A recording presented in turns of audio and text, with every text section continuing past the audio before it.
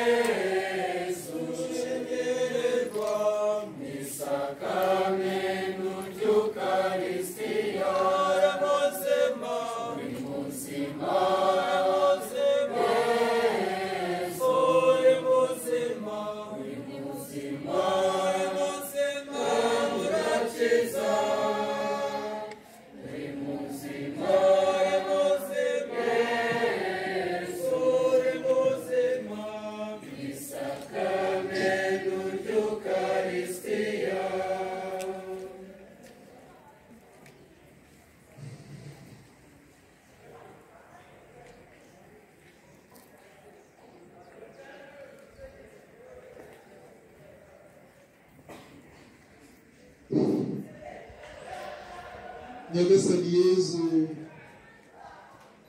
uri buzima bwo kurirwa hagati muri twe, kandi urukundo rwawe rwagaragaye nyine wowe jambo wigize umuntu abana natwe, ukavukira mu muryango ukagira aho utura ukagira neza. Natwe turakwiyeretse by'umwihariko yeretse abahungu bose barererwa muri runo rugo rwa Collège Sainte Marie Reine Kabgayi,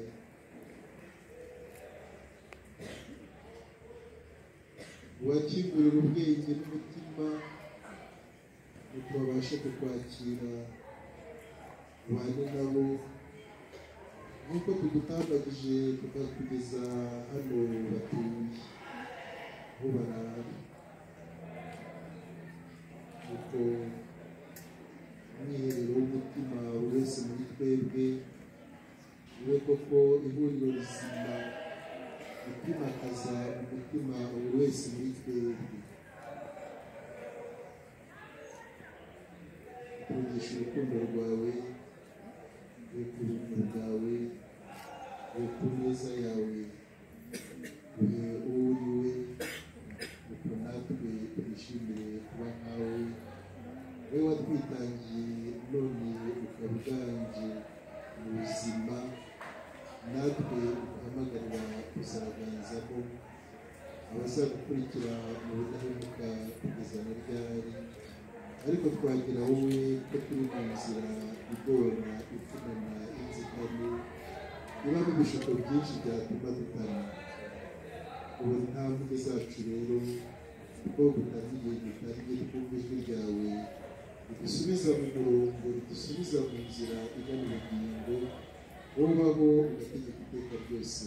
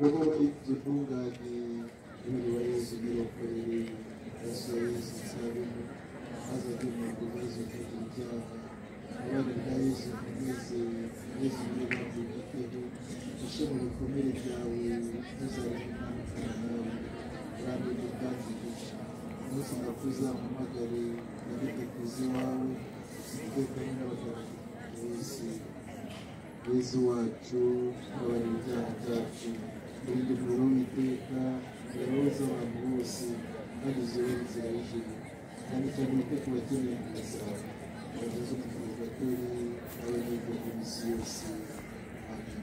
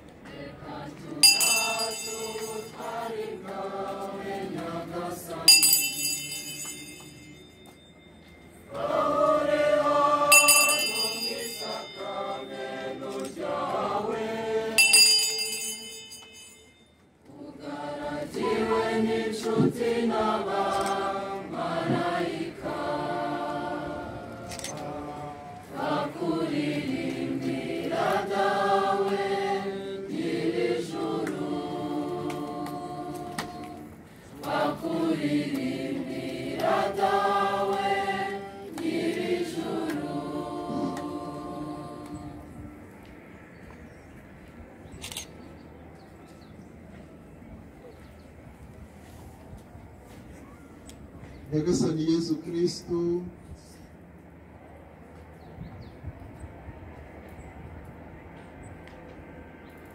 ni inshuti nziza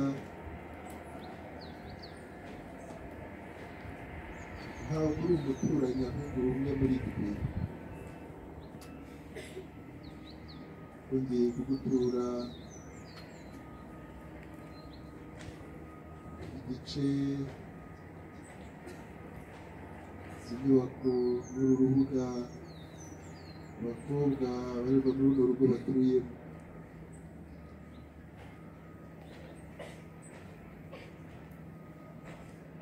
urumanga kandi winjire mu mutima buri wese muri bo kugira ngo koko ubabere umuvandimwe n'inshuti babana ubabere Imana ubabere umukiza ubabere umucunguzi n'umuvandimwe bahe kumenya ko ubakunda bahe kumenya ko uri rwagati muri bo bahe kumenya ko wabacunguye kandi imyitwarire yabo n'imibanire yabo koko birange urwo rukundo twese tugukomoraho urukundo waturaze twitangira wowe tubwira uti ukundane kuko nanjye nabakunze ugurura ukuze wimike urwo rukundo mu mutima buri wese muri twe wubaho ugategeka iteka ryose.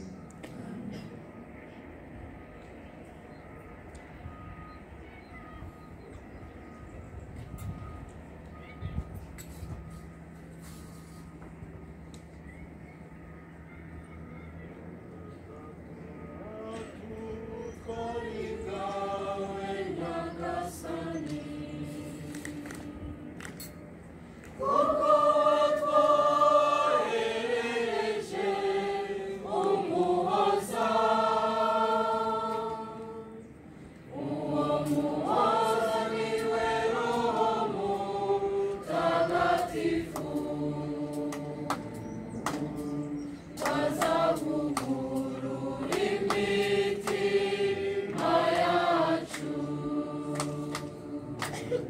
bazavugurura imitima yacu.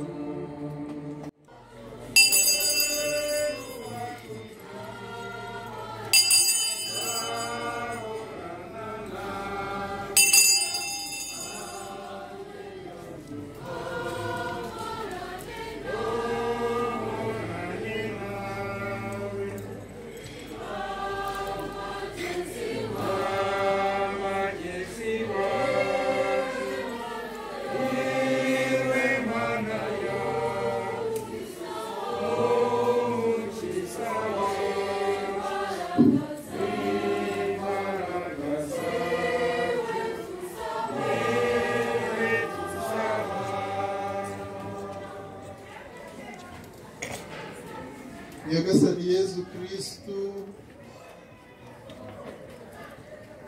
igihe utwihayeho ifunguro kuko mwakire murye, umubiri wanjye batangiwe, mwakire munywe, n'amaraso yanjye abamenewe, washingiye ku mibereho ya muntu, kenera icyo kunywa icyo kurya kugira ngo abeho, nuko ku buryo bw'agatangaza uturemera kandi utwisigira Eucharistia ntagatifu. Turakwinginze muri aka kanya hafi aha tegurirwa ifunguro ridutunga, naho turifungurira kugira ngo umugisha ibikorwa byacu byose, kandi ubonera abantu ikibatunga, uhe n'umutima mwiza ababibonye byinshi cyangwa byiza kurusha abandi, kugoboka abinazi n'abashonji, kugira ngo nabo banezezwe no kumva baguwe neza mu mubiri, ariko mu kuzirikaniwe neza barushaho kugira umutima wagutse, bagubwe neza mu bwenge no mu mutima no mu rukundo, kuko urabona igihe twisigiye washingiye ku gaciro k'ifunguro rirema imibanire myiza y'abantu, nuko yifuza ko twakunga ubumwe, tukaba abavandimwe, tukaba abanyamahoro, turukomora kuri wowe muzima duhabwa. Turakwihaye rero dutuye ibyacu byose mu umugisha, uturumbukire imbuto nziza z'ubutungane, wubaho ugategeka iteka ryose.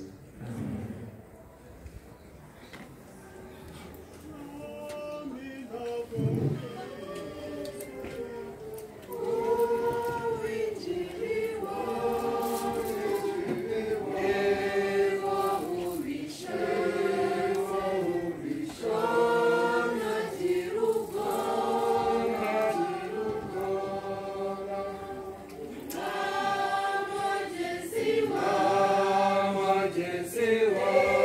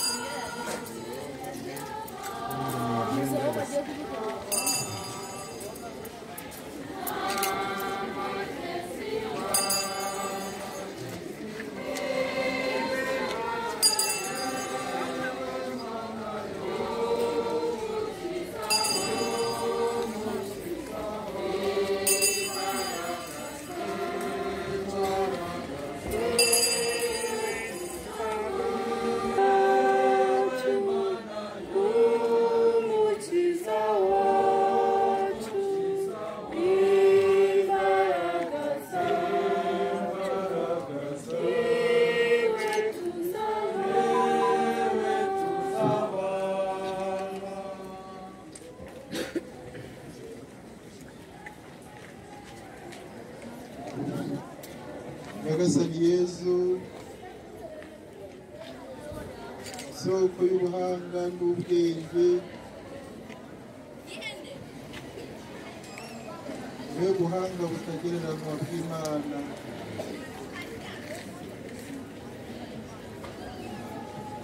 Turi muri runo rugo turi gutambagizamo nubwo ari urwawe, gusa ari ukwereka ko twakuyobotse.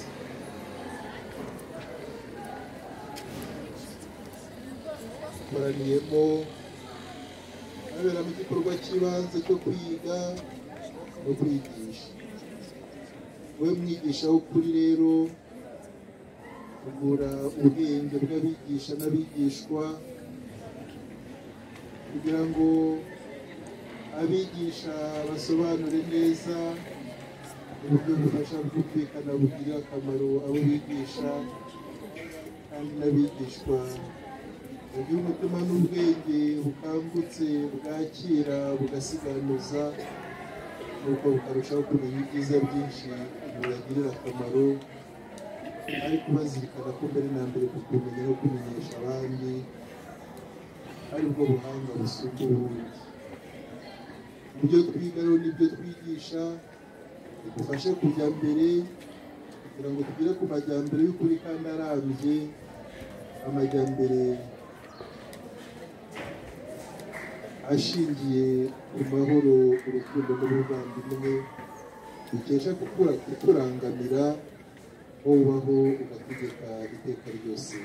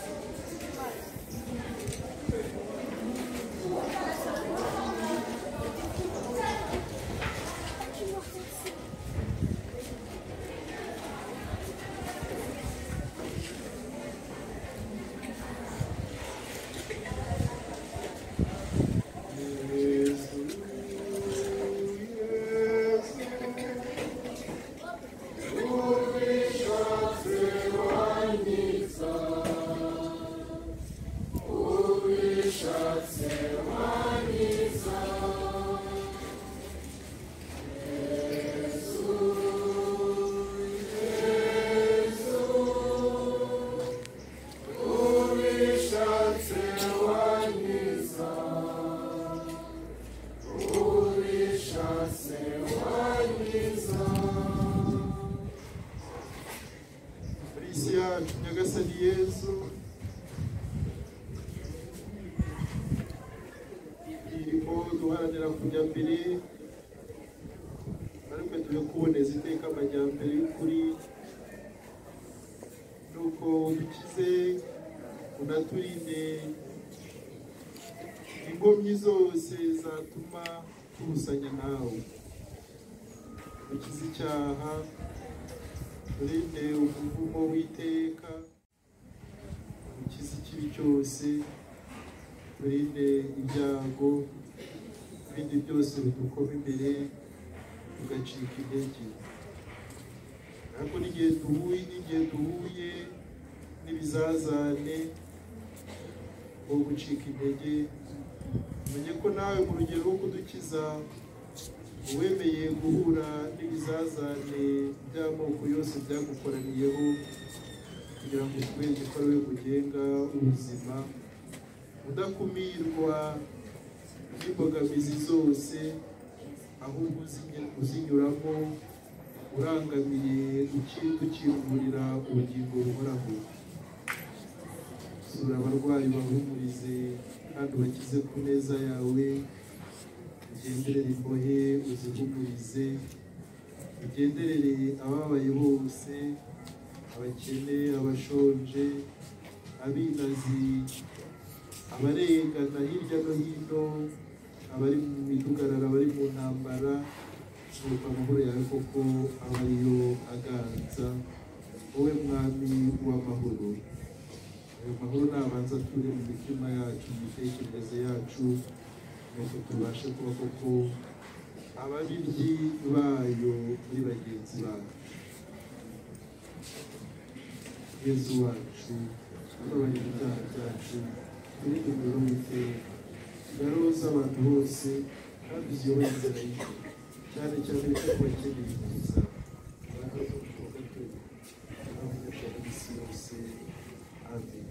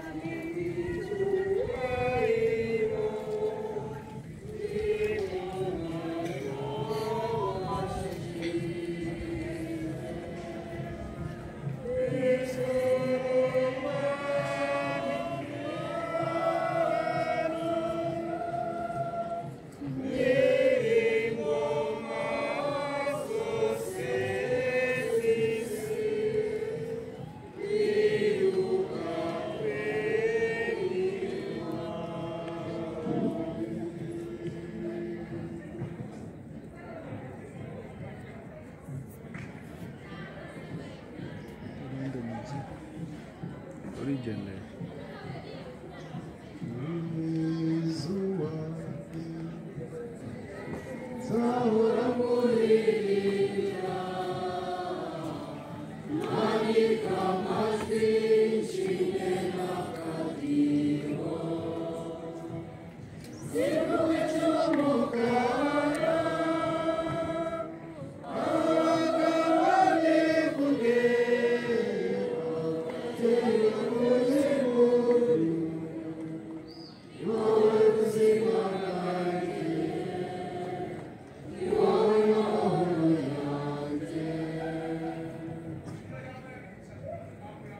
wowe mahoro yacu nyagasani Yesu,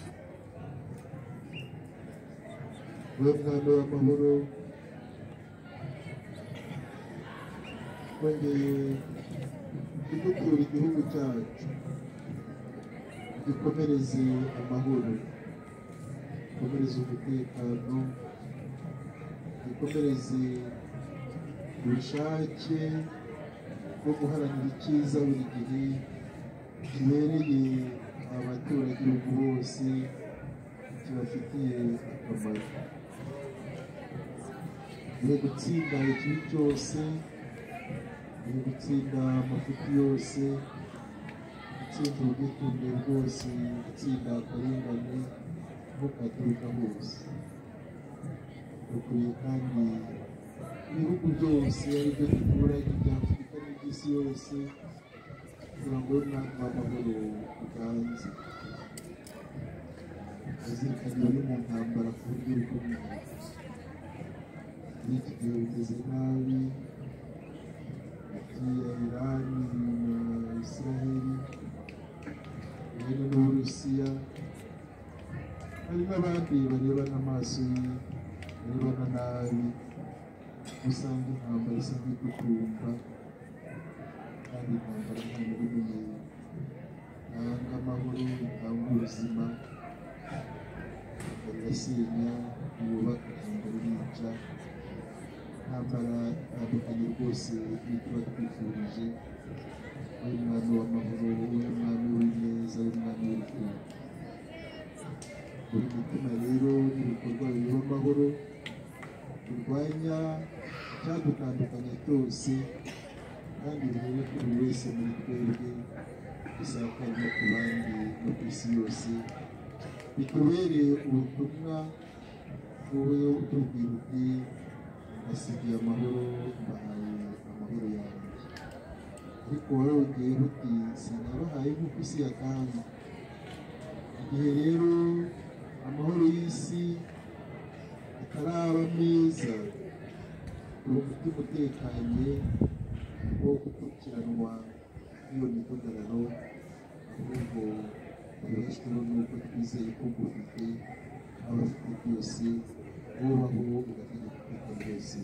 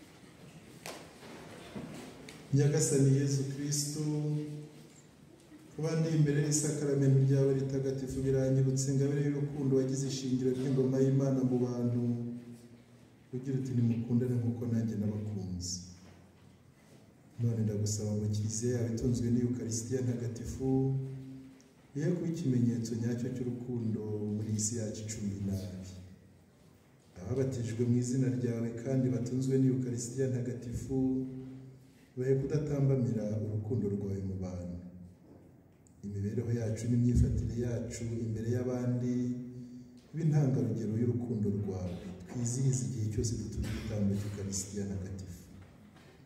Papa wacu Leon n'umwepiskopi wacu Baritazari barinde bagira ubutwari n'umurava mu mirimo ya gitumwa bashinze.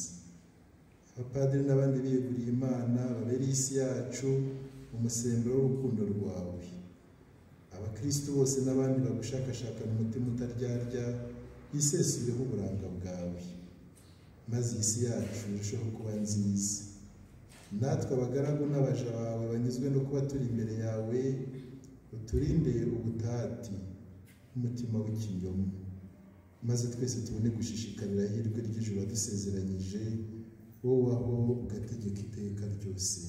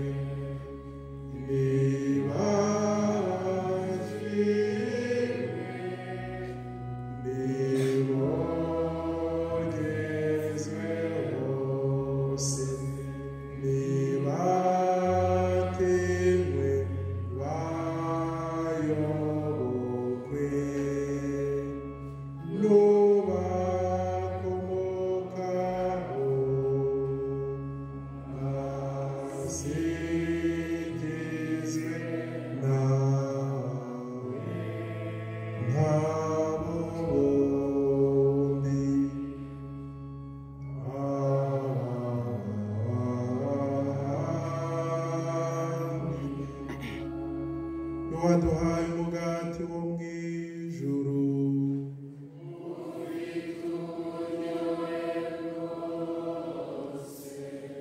dusabe. Nyagasani Yesu Kristo, wowe wadusigiye urwibutso rw'ububabare bwawe mu isakaramentu ry'agatangaza, turakwinginze uduhe kubaha amayobera matagatifu y'umubiri n'amaraso byawe, bitume twiyumva mu budahwema imbuto dukesha ubucunguzi bwawe. Wowe ubana n'Imana Data mugategekana mu bumwe bwa Roho Mutagatifu, uko ibihe bihora bisimburana iteka.